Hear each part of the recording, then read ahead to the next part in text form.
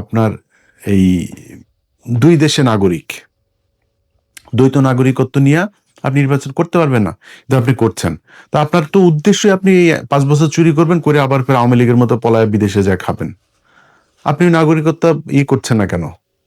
আপনি ছাড়ছেন না কেন? তারপরে ব্যাংক লোন। ব্যাংক লোনে আপনি নির্বাচনের আগেই, ক্ষমতায় যাওয়ার আগেই আপনি কি বলে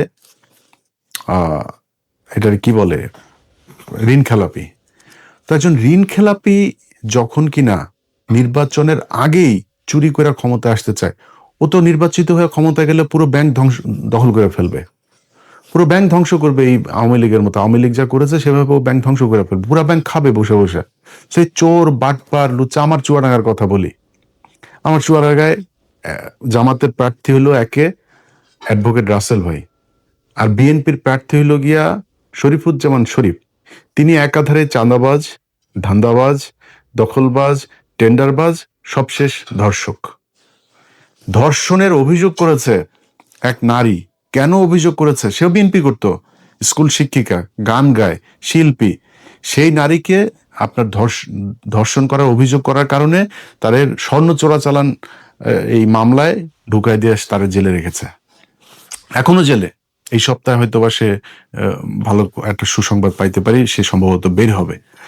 তো এই ব্যক্তির যদি আপনি জামাতের রাসেল ভাইয়ের কাছে যদি আপনি শরীফ ধর্ষককে দাঁড় করান, তো মানুষ কাকে ভোট দিবে? সারা দেশে তো একই অবস্থা। এই যে মির্জা আব্বাস আর পাটোয়ারি, পাটোয়ারি তো কোনো রিক্সাওয়ালার কাছ থেকে চান্দা নেয় না, কোনো দোকান থেকে চান্দা নেয় না, ফুটপাত থেকে চান্দা নেয় না। চান্দা আব্বাসের কাজে চান্দা নেওয়া। সারা জীবন চান্দাবাজি করেছে, এখনো চান্দাবাজি করে। এই যে আপনি ওনারা অনেক সময় বলে বেড়ান যে জামাতের লোকজন হইল গিয়া কিচ্ছু করে না, জামাতের লোকজন কোনো কষ্ট করে নাই, জামাতের লুকিয়ে লুকিয়ে আরামে তারপরে আওয়ামী লীগ সেজে তারপরে রাজনীতি করেছে। জামাতের কয়জনের ফাঁসি হয়েছে, জামাতের কতজন জেলে গিয়েছে, জামাতের কতজন রিমান্ডে গিয়েছে, জামাতের কতজন গুম হয়েছে, কতজন অঙ্গ হারিয়েছে, এটা হিসাব করতে চাইলে হিসাব করেন, তাহলে বুঝবেন যে কাদের উপরে কত নির্যাতন হয়েছে। চান্দা আব্বাস, চান্দা আব্বাসের পুরো ঢাকা ব্যাংক আরামসে তার বেড়েছে, আরো আরো আরো বাড়তে থেকেছে। তারপরে আপনি এই যে মীর কাশেম আলী, তার ছেলে পর্যন্ত আপনার গুম হয়ে একদম কি অবস্থায় বের হয়েছে, আপনারা দেখেছেন সেগুলো। তো এই অবস্থা, এটা হলো জামাত আর বিএনপির মধ্যে। আপনি ধরেন হাইপোথেটিক্যাল কথাবার্তা বাদ দেন, জামাত আর বিএনপির সাথে আমরা যে প্রতিদ্বন্দ্বিতা করব, ধরেন একজন বিএনপির ভাইকে আমি বলবো যে, মানে আমি কিন্তু চাই যে সব রাজনীতি, খালি বিএনপি একা না, আমি চাই আওয়ামী লীগও যদি বাংলাদেশে কোনোদিন রাজনীতি করে, জাতীয় পার্টি রাজনীতি, সব রাজনীতিবিদদেরই মানে ঠিক জায়গায় আসতে হবে। ভাই আপনি চোর বাটপার সে আগের ধান্দাবাজ চান্দাবাজ এগুলো নিয়ে আমরা যদি বলতে বলেন, মানে একটু সেফ জোনে থাকার জন্য বলি, নাহলে 100% বলে ফেলতাম। 99.9% আপনার চোর, জাস্ট চুরি করার জন্য এখানে রাজনীতি করতে আসে। একদম সব, বিএনপি বলেন আওয়ামী লীগ বলেন, জাস্ট চুরি করার জন্য রাজনীতি করতে আসে। আর জামাতকে বলা হয়, জামাতও নাকি ওরা হয়েছে চাঁদাবাজি করে, জামাতও নাকি চাঁদাবাজি করে।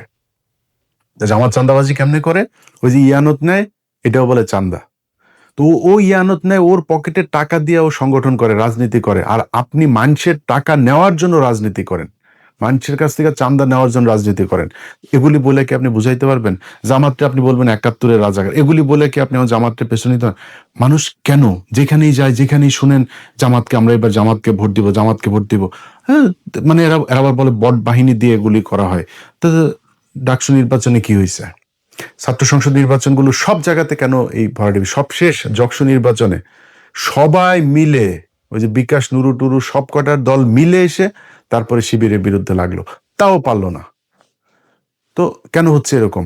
এটা এমনি এমনি? আপনার কি মনে হয় জাহাঙ্গীরনগর বিশ্ববিদ্যালয়, ঢাকা বিশ্ববিদ্যালয়, সব বিশ্ববিদ্যালয়গুলোতে সবাই শিবির করে, এখন সবাই জামাতে যোগ দিয়েছে? নো। কি করেছে? তাদের এই সাধারণ মানুষ যারা, সাধারণ ভোটার যারা, তারা দেখেছে যে ছাত্র দলের চরিত্র আর ছাত্র শিবিরের চরিত্র, না এটা তো আকাশ পাতাল পার্থক্য। আমরা তো যা শুনি সব মিথ্যা কথা। এটাকে বলা হয় এরা হইল গিয়া এলা এই 71-এ ওর মারে এটা করেছে, ওর বোনের এটা করেছে। খুঁজে পায় না। সারা বাংলাদেশে যে মেজর আখতারুজ্জামান, তিনি এদিন একটা কথা বলেছেন যে ভাই 71-এ জামাত ইসলামের সংগঠনের সব মিলিয়ে লোক ছিল না 300 জন।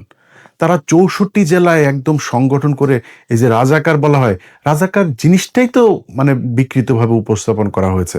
রাজাকার ছিল পাকিস্তানি বাহিনীরা, এই যে ব্রিজ কালভার্ট যেগুলো ভেঙে দিচ্ছিল মুক্তিযোদ্ধারা, এগুলো রক্ষণাবেক্ষণের জন্য তাদের ইউনিফর্ম ছিল চৌকিদারদের মতো। আপনি মেজর আক্তার নিজেও এই কথাটা বলেছে, এটা এর আগেও আমরা বিভিন্ন বইতেও পড়েছি, আপনি বিভিন্ন বিদেশি যেসব ডকুমেন্টারিগুলো ছিল তখনকার, সেগুলো তো গেলেও দেখবেন। এটা কোনো রাজনৈতিক দলের ছিল না, জামাতের কোনো সংগঠনই ছিল না তখন সেইভাবে, মানে জেলা ভিত্তিক। ঢাকা শহরে একটা ছোট্ট একটা ছিল, ওইটা নিয়ে তারা রাজনীতি করতো। তো এটাকে বানানো হয়েছে রাজাকার। তারা বিভিন্ন মানুষের হরিণ ধরে নিয়ে নাকি পাকিস্তানিদের দিয়ে কার মারে মারে করায়, তারপরে আকাম কোকাম করায় ওদের সজীব ওয়াজের জয় পয়দা হওয়া, এইগুলো বানানো হয়েছে। এগুলো তো ভাই মানুষের এখন বলে করা যাবে না। এখন করতে হবে কি, আপনাকে রাজনীতি করতে হইলে ওর চাইতে বেটার কোনো রাজনীতি করতে হবে। জামাত ইসলাম এই একটা সংবাদ সম্মেলন করবে, ওদের একটা মিটিং হবে, ওদের দলের কাউন্সিল হবে, পদ দেয়ার নাম বলার পরে সে জানেও না কিসের লবিং টবিং, সে জানেও না কি হবে, সে কান্না করে, নামাজ পড়ে, সেজদা দেয়। কেউ কারোর পক্ষে কোনো বিপক্ষে বিদ্রোহী প্রার্থী কোনো কিছু নাই। এনসিপির পোলাপান, অখ্যাত পোলাপান, চেনে না কেউ এলাকায়, কেন্দ্র থেকে সিদ্ধান্ত হয়েছে তাকে লক্ষ্মীপুরে এক আসনে দেওয়া হবে। বিশাল প্রভাবশালী জামাত ইসলামের বিরাট মানে হেভিওয়েট প্রার্থী সরে গিয়েছে। এই যে মাহফুজের ভাইকে দিয়েছেন ওই আসনের যে জামাতের প্রার্থী, উনি ভীষণ জনপ্রিয়, দাঁড়াইলেই পাশ করবে এরকম একজন প্রার্থী। দল বলেছে মাহফুজের ভাইকে দিতে হবে, সরে গিয়েছে, কোনো আপত্তি নাই। একটা জায়গায় আসন দেওয়ার পর 2 মিনিটের মধ্যে জামাতের প্রার্থী ফেসবুকে পোস্ট করেন, দলীয় সিদ্ধান্তকে স্বাগত জানিয়ে, শ্রদ্ধা জানিয়ে সরে যাচ্ছে। কেন? মানে কোনো জায়গায় চেয়ার নিয়ে লাথালাতি নাই, ধাক্কাধাক্কি নাই, কোথাও বক্তব্য দেওয়া নিয়ে ধাক্কাধাক্কি নাই। খালেদা জিয়ার খিচুড়িটা নিয়েও আপনারা কারাকারি করে মারামারি করলেন। প্রতিদিন এদের কামড়া কামড়ি, সেই আওয়ামী লীগ যা করত তাই হচ্ছে। আপনি বলেন ভাই, আপনি আমার যদি এমন বলেন যে ও ইলিয়াস বোধহয় জামাতের দালালি করে, ভাই বললে কোনো সমস্যা নাই, আপনি যার মনে চায় বলেন। আমি তো আপনাদেরকে বিএনপি ক্ষমতায় আসার আগে আওয়ামী লীগ থাকা অবস্থাতে সবসময় একটা কথা বলেছি কি, আমার খালি আমি রাজাকার হইতে রাজি, আমি পাকিস্তানি মিলিটারি হইতে রাজি, সব হইতে রাজি, যা বানাবি সব হইতে রাজি, কিন্তু আমার আওয়ামী লীগ খালি বানাবি না, আর কিছু সমস্যা নেই। তো আমাকে আপনি যা মনে চায় বলেন, আপনি নিজেকে কোশ্চেন করেন। একটা সংগঠনের এত নিয়ম শৃঙ্খলা, এত ডিসিপ্লিনের মধ্য দিয়ে যে সংগঠন আসবে, কোনো চাঁদাবাজির নাই, অভিযোগ নাই, ধর্ষণের অভিযোগ নাই, টেন্ডারবাজির অভিযোগ নাই, এরকম একটা দলের পাশে দাঁড়িয়ে আপনি চান্দা আব্বাসকে দিয়ে কিভাবে দল চালাবেন? সো বেটার একটা পলিসি নিশ্চয়ই আপনাকে করতে হবে। কেমনে করবেন, কিভাবে করবেন, সেটা আপনারা জানেন। কিন্তু আমি মনে করি যে যদি নাকি আপনি মনে করেন বিএনপি ক্ষমতায় যদি আসেও তারপরেও বিএনপিকে ক্ষমতায় টিকে থাকতে হলে, পরবর্তী নির্বাচনে আবার ক্ষমতায় আসতে হলে, এখন অনেক চামচা টামচা, অনেক তেলবাজেরা বিএনপিরই হয়েছে, যারা গত 6 বছরে যারা তারেক রহমানকে চেনেই না, তারেক রহমান লন্ডনের কি এরকমও বসে বসে টকশো করেছে, সেই সব লোকজনও এখন নিজেদেরকে স্বঘোষিত বিএনপির দালাল হিসেবে পরিচিত করার সুযোগ। এত ইজ্জত বেচতে পারবো না ভাই, এত নিচে নামতে পারবো না। আল্লাহর রহমতে আল্লাহ না খাওয়ায় রাখেন না, আল্লাহ গরিবও বানায় নাই। আল্লাহর রহমতে যতটুকু খাওয়ার দরকার হয়, আল্লাহ যতটুকু পড়ার দরকার হয়, যতটুকু নিজের চাহিদা আছে, আল্লাহর রহমতে করার মতো শক্তি আল্লাহ দিয়েছেন। আল্লাহ যেন এই জায়গায় রাখে, কারোর কাছে যেন চাঁদাবাজি ধান্দাবাজি হাত না পাতায়, তাইলেই হবে, আর কোনো কিছু দরকার নেই। কিন্তু যে পরিমাণে নেকেট হইয়া মানুষের গালাগালি শুনে তারপরে দলের দালালি করে, নিকৃষ্টতম একটা কাজ। তারা যে গরিব মানুষ তা না, কিন্তু তারপরে মানুষ যা বলে বলুক, আমার একটু সুবিধা পাইতেই হবে, জোর করে তারেক রহমানের প্রশংসা করে তারপরে তার বিএনপির দালাল সাজতে হবে।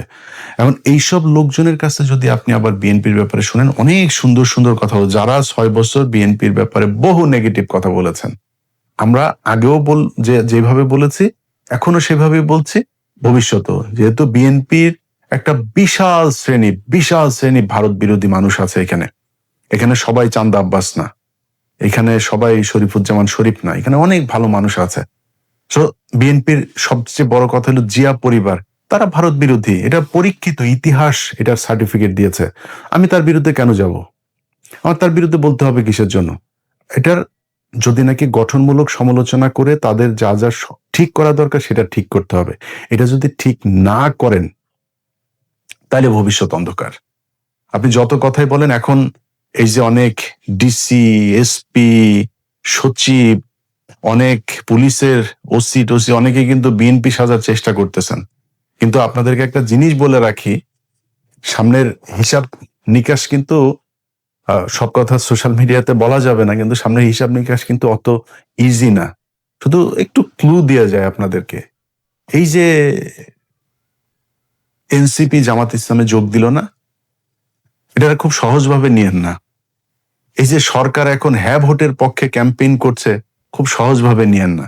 এই যে রিসেন্টলি দেখবেন সেনাবাহিনী আপনার সন্ত্রাসী ধরপাকড় শুরু করেছে না, যাদেরকে দিয়ে মারামারি করবেন, শয়তানি করবেন, মানুষের ভয় ভীতি দেখায় ভোট নিবেন, নির্বাচন আসতে আসতে কিন্তু এই ধরনের লোকজন পুরো শূন্য হয়ে যাবে।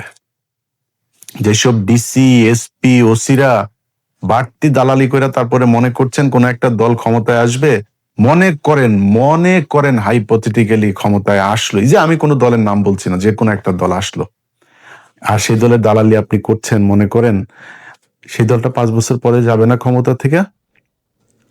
আপনাদের যাদেরকে মাফ করে দেওয়া হয়েছিল 5 তারিখে, তাদেরকে কিন্তু মাফ করবে না এর পরের বার।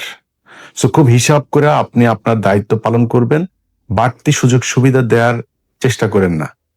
কারণ জামাত ইসলাম যেই পলিসি নিয়ে তারা আগাচ্ছে, সেটা হলো প্রতিটা কেন্দ্র তারা কাউন্ট করবে। এবারের আগের থেকে বলে রাখি, এবারের নির্বাচনের ফলাফল ঘোষণা হইতে পারে 3 দিন লাগতে পারে, কমপক্ষে 3 দিনও লাগতে পারে এবারের নির্বাচনের ফলাফল। কেন লাগতে পারে? কারণ কিছু কিছু জায়গায় এরকম 2 নাম্বারই করতে পারে। হঠাৎ করে ডিসি অফিস থেকে একটা হয়ে যেতে পারে, ঘোষণা হয়ে যেতে পারে, অমুক 3.5 লাখ ভোট পেয়েছেন অমুক চান্দা আব্বাস,